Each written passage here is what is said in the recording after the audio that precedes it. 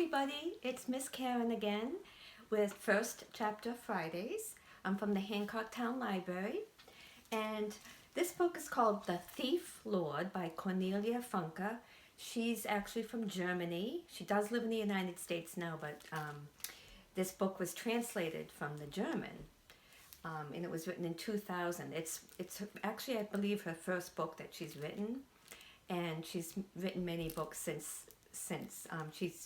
Her books, the themes are generally adventure, magical themes, fantasy, and she's just a wonderful storyteller.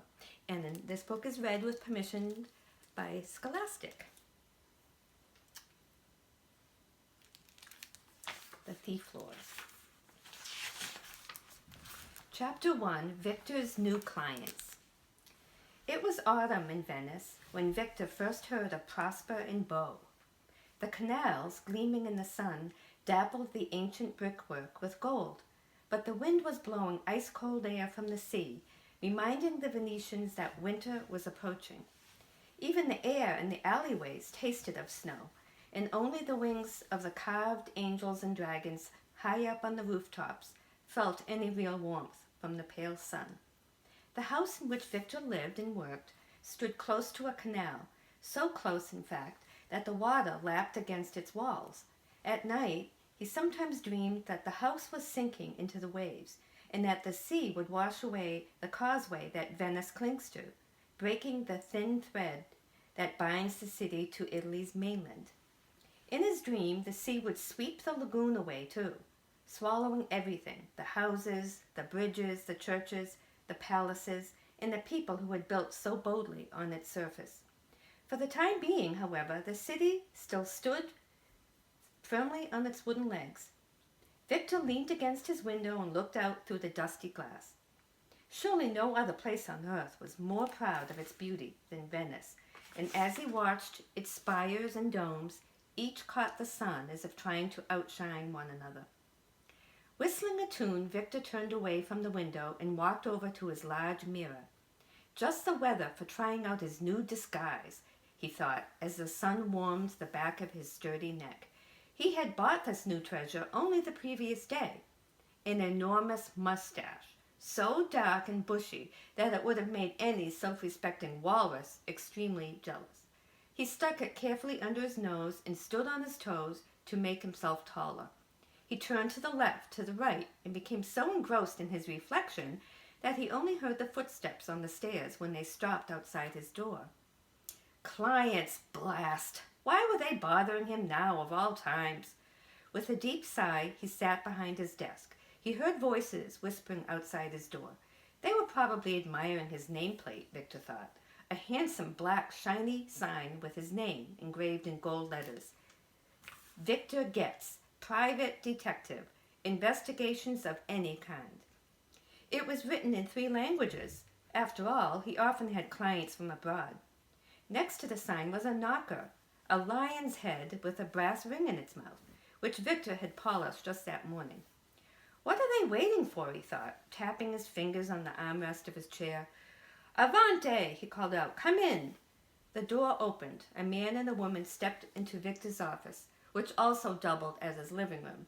They looked around warily, taking in the cacti, the beard and mustache collection, the coats stand bursting with Victor's caps, hats, and wigs, the huge street map of Venice on the wall, and the winged lion that served as a paperweight on Victor's desk. Do you speak English? Asked the woman, although her Italian sounded quite fluid. Of course, Victor answered, gesturing toward the chairs in front of his desk. English is my mother tongue. What can I do for you? They both sat down hesitantly. The man folded his arms and looked rather sullen. The woman stared at Victor's walrus mustache. Oh, that's just for camouflage, he explained, pulling the mustache from his lip. Quite a necessity in my line of work. Well, what can I do for you? Anything lost or stolen? Any pet run away? Without saying a word, the woman reached into her bag. She had ash blonde hair and a pointed nose. Her mouth didn't look as if smiling was its favorite activity. The man was a giant, at least 2 full heads taller than Victor. His nose was peeling from sunburn, and his eyes were small and dull. Doesn't look like he can take a joke either, Victor thought, as he committed the two faces to memory. He could never remember a phone number, but he never forgot a face. "This is what we've lost," said the woman as she pushed the photograph across the desk. Her English was even better than her Italian. Two boys looked out at Victor from the photograph. One was small and blond, with a broad smile on his face. The other was older, dark-haired, and more serious-looking. He had his arm around the younger boy's shoulder, as if he wanted to protect him from all that was evil in the world. "Children?" Victor looked up in surprise. "I've tracked down a lot of things in my time. Suitcases, dogs, a couple of escaped lizards, and some husbands. But you are the first clients to come to me because they've lost their children. Mr. and Mrs. He looked at them inquisitively. "Hartlib," the woman answered. "Esther and Max Hartlib." "And they are not our children," her husband stated firmly, which immediately earned him an angry look from his pointy-nosed wife. "Prosper and Boniface are my late sister's sons," she explained. "She raised the boys on her own. Prosper has just turned 12, and Beau is 5. "Prosper and Boniface," murmured Victor. "Unusual names. Doesn't Prosper mean the lucky one?" Esther Hartlib arched her eyebrows. "Does it? Well, one thing's for sure. They're very strange names, and that's putting it mildly. My late sister had a fondness for anything peculiar. When she died 3 months ago, my husband and I applied for custody of Beau, since we sadly don't have any children of our own. But we couldn't possibly have taken on this older brother as well. Any reasonable person could see that. But Prosper got very upset, acting like a lunatic, accusing us of stealing his brother, although we would have allowed him to visit Beau once a month." Her pale face grew even paler. "They ran away more than 8 weeks ago," Max Hartlib continued, "from their grandfather's house in Hamburg, where they were staying at the time. Prosper's quite capable of talking his brother into any foolish scheme, and everything we have found out so far indicates that he has brought him here, to Venice." "From Hamburg to Venice?" Victor raised his eyebrows. "That's a long way for 2 children to travel on their own. Have you contacted the police here?" "Of course we have," hissed Esther Hartlib. "They were no help at all. Surely it can't be that hard to find 2 children who are all alone."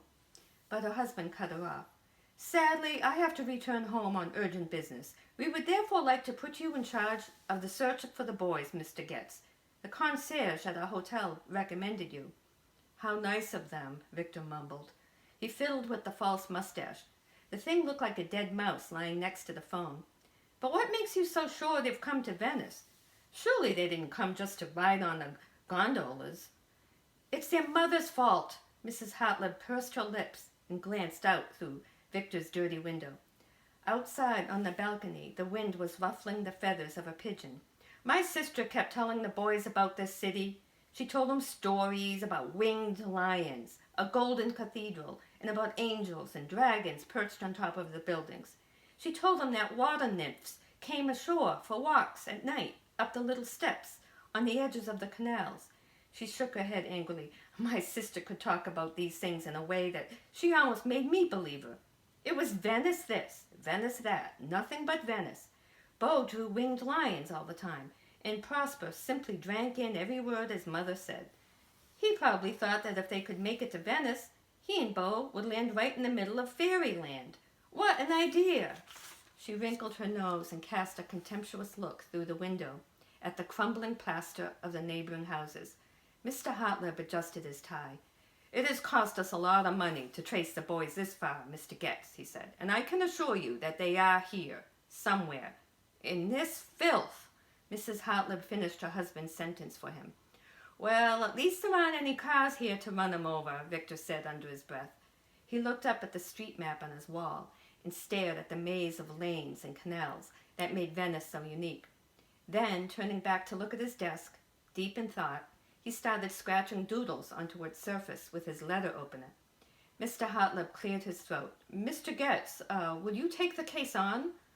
Victor looked once more at the photograph of the 2 very different faces, the tall, serious boy and the carefree smile of the younger one, and then he nodded. "Yes, I'll take it," he said. "I will find them. They look a little too young to be coping on their own. Tell me, did you ever run away as children?" For heaven's sake, of course I didn't. Esther Hartleb looked flabbergasted. Her husband just shook his head, as if it was the strangest thing he'd ever heard. Well, I did. Victor wedged the photograph under the winged lion. But I was by myself. I didn't have a brother, big or small, to look after me.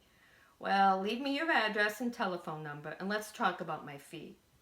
As the Hartlebs struggled back down the narrow staircase, Victor stepped onto the balcony. A cold wind whipped at his face, bearing the salty tang of the nearby sea. Shivering, he leaned against the balustrade and watched the Hartlebs step onto a bridge a few houses further down the canal. It was a pretty bridge, but the couple seemed not to take any notice of it. They rushed across it sullenly, without even a glance at the scrawny dog barking at them from a passing barge. And of course, they didn't spit into the canal like Victor always did. Well, who says you have to like your clients? The detective muttered to himself. He leaned over a cardboard box on the floor of the balcony, out of which the heads of 2 tortoises was peeking. Parents like that are still better than no parents at all, right? What do you think? Don't tortoises have parents? Victor looked through the balustrade at the canal below and at the houses, whose stony feet were washed by the water day in, day out. He had lived in Venice for more than 15 years, and he still didn't know all the city's nooks and crannies. But then again, no one did. The job wouldn't be easy, particularly if the boys didn't want to be found.